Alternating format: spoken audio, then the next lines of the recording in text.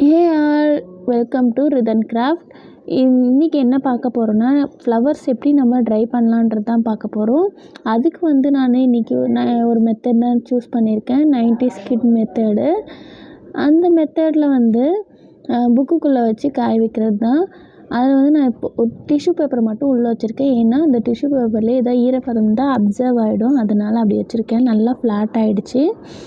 இப்படி ஃப்ளாட்டான ஃப்ளவர்ஸை வந்து எடுத்து நான் ரெசின் சொல்கிறேன் சிலிக்கான்குள்ளே போட்டு நான் ட்ரை பண்ணலான்னு இருக்கேன். அது எப்படி வருதுன்னு எனக்கு தெரியல. அது நான் உங்களுக்கு ஃபைனல் ரிசல்ட் லாஸ்ட்டில் சொல்கிறேன்.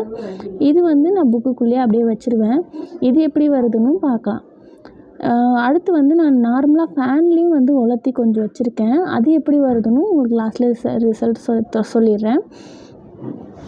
அதுக்கப்புறம் வந்து ட்ரெஸ்ஸிங் செய்கிற எல்லாருக்குமே தெரியும் ட்ரை ஃப்ளவர்ஸ் எவ்வளோ காஸ்ட்லின்னு.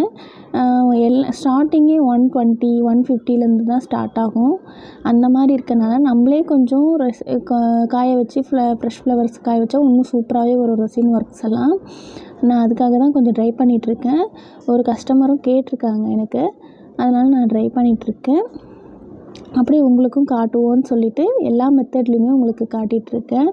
எனக்கும் ஒரு சில மெத்தட்லாம் ட்ரை பண்ணணுன்னு தோணுச்சு. அந்த மாதிரி இதெல்லாம் ட்ரை பண்ணிட்டும் இருக்கேன். ஏதாவது உங்களுக்கு சக்ஸஸ் ஆச்சுன்னா கண்டிப்பாக உங்களுக்கு வீடியோஸ் போடுறேன். இந்த ஃப்ளவர்ஸ்லாம் நான் வந்து பூக்கடைகளில் போய் கேட்டு வாங்கிட்டு வந்தேன். அடுத்து வந்து இது வந்து கடையில் விற்கிற ட்ரை ஃப்ளவர்ஸ். இது வந்து இந்த பாக்ஸே 120 ருபீஸ். இந்த ஃப்ளவர் வந்து ஆஃபரில் இருக்கிறதுனால 120, அப்படி இல்லைனா இது நார்மல் ரேட் 150 117 வரும். இதே மாதிரி நிறைய ட்ரை ஃப்ளவர்ஸ் 250 350லாம் நிறைய இருக்குது. இன்றைக்கி கூட ஒரு ரெசின் ஸ்டோர் போயிட்டு வந்தேன். காஸ்ட்லியாக தான் இருக்குது. 350 250ல் கம்மி எதுவுமே இல்லை ட்ரை ஃப்ளவர்ஸ். அதனால் நம்மளே இந்த மாதிரி ரெடி பண்ணிக்கலாம் கொஞ்சம். இது வந்து வாடாமல்லி. இந்த வாடாமல்லி வந்து நானே வீட்டில் எடுத்துகிட்டு வந்து உலர்த்தி வச்சுருக்கேன். நல்லாவே கலர் எதுவுமே சேஞ்சஸ் ஆகலை. கொஞ்சம் அயன் பாக்ஸ் மெத்தட் கொஞ்சம் ட்ரை பண்ணி பார்த்தேன். ஆனால் அது வந்து ஃபெயிலியர் ஆகிடுச்சு, அதனால நான் இதில் போடலை. இந்த வாடாமல்லி கலர் அப்படியே இருக்குது, நல்லாவே காஞ்சிருச்சு. ஆனால் அடுத்து வந்து நம்ம சிலிக்கா ஜெல் வாங்கிட்டு வந்துட்டோம். சிலிக்கா ஜெல் வாங்கிட்டு வந்து ஒரு டப்பாவில் கொஞ்சம் பாதி கொட்டிக்கலாம். இப்போ நோட்டில் ஒரு சில ஃப்ளவர்ஸ் மட்டும் எடுத்து இதில் போட்டு மூடிக்கலாம்.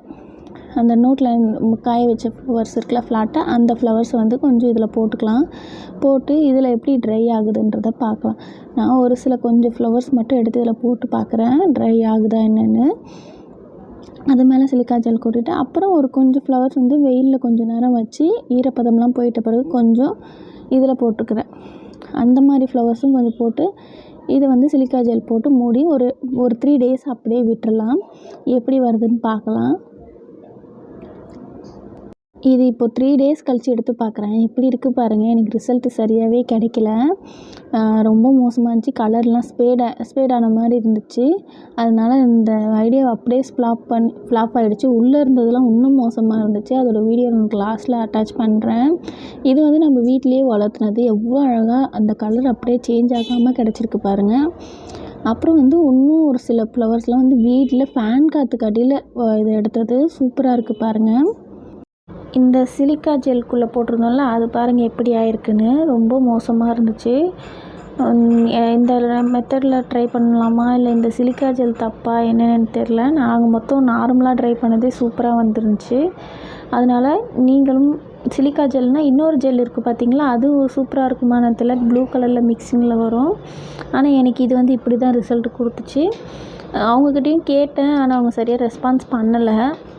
அந்த சிலிக்கா ஜெல் நான் வாங்கினேன்னா கண்டிப்பாக அந்த சிலிக்கா ஜெல் ஒர்க் ஆச்சுன்னா கண்டிப்பாக வீடியோஸ் போடுறேன். இந்த சிலிக்கா ஜெல் எனக்கு ஒர்க் ஆகலை. நார்மலாக ட்ரை பண்ணுறதே எனக்கு நல்லா ட்ரை ஆச்சு.